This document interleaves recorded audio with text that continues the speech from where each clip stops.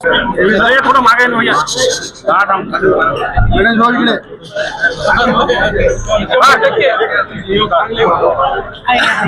भाऊ इकडे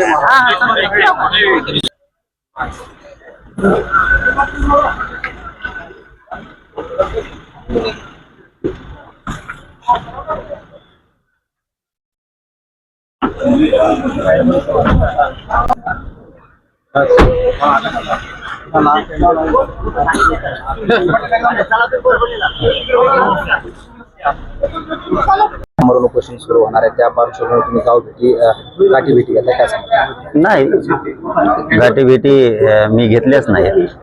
शेवटी ती माझी तब्येत साथ देत नसल्यामुळे मी गाठीभेटी घेत नाहीये. हे लग्नाचं कार्यक्रम होता म्हणून आलो होतो. महाराष्ट्रभर मराठा समाज हा आपण आपल्या गावात आपलेच गावकरी स्वतःहून बैठका घ्यायला लागले आणि 25 जानेवारीला अंतरवालीच्या आमरण उपोषणाला पाठिंबा देण्यासाठी राज्यभरातले गावागावातले मराठी यायची तयारी करायला लागले.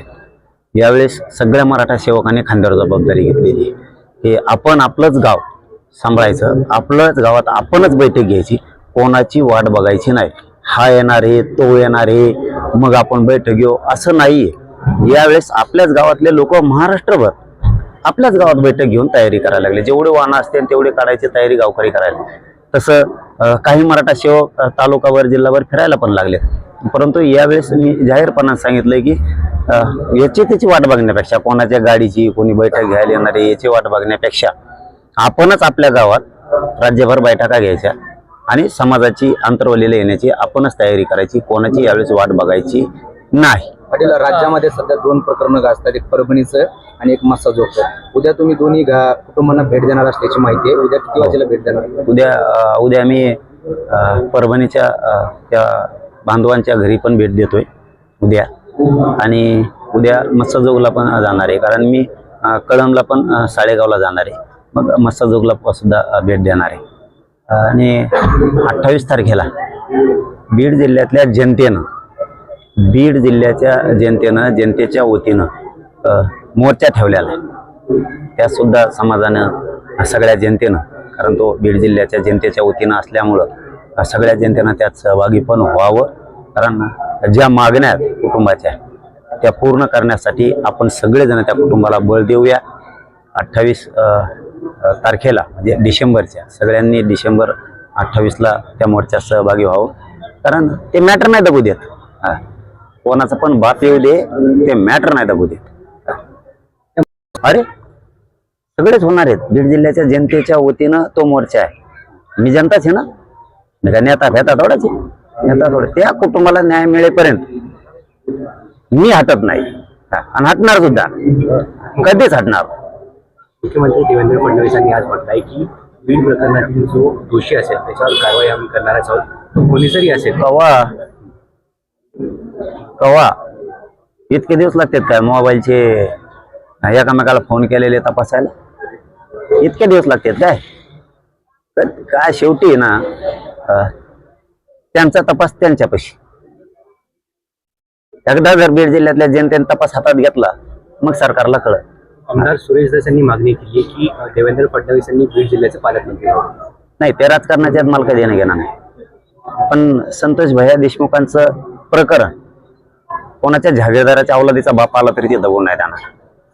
दबूच देणार कधीच नाही. शेवटी त्याचं कुटुंब उघड्यावर पडलंय. जनता कशाला म्हणते? म्हणून तर बीड जिल्ह्याच्या जनतेनं मोर्चा काढलाय हा 28 डिसेंबरचा. आणि जनतेच्या वतीनं आहेत बीड जिल्ह्यातल्या.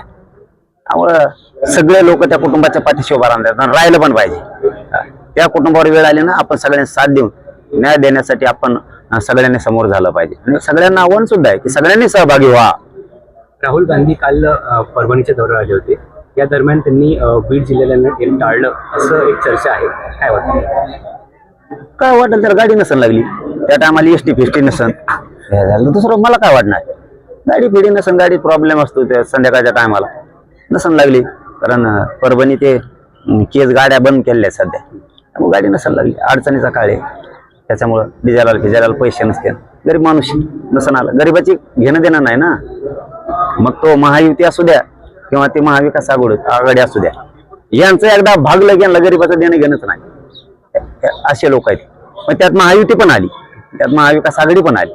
एकालाच नाव ठेवण्यापेक्षा हे सगळेच असले, हे सगळेच असलेत. यांना गोरगरिबाचं देणं घेणं नाही. फक्त मीडियात गोड गोड बोलणार, भाषणात गोड गोड बोलणार, यांचा विषय. आणि आम्ही आहेत ना, कोणाचं मॅटर होऊ दे. बीड जिल्ह्यातले तर जवळपास आता सगळे मॅटर बाहेर निघायला लागले. आतापर्यंत झालेले जे दहशतीत होते, लपत होते, दबत होते, भीत होते, हे सगळे लोक आता बाहेर पडले. टोटल लोक सांगायला लागलेत आता.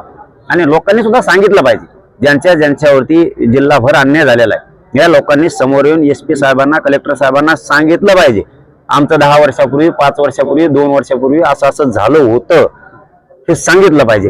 कारण त्याशिवाय वाचा फुटत नाही. मात्र संतोष भैया देशमुखांचं प्रकरण कोणी जरी आला तरी दबू येणार नाहीत, आम्ही कधीच दबू देणार.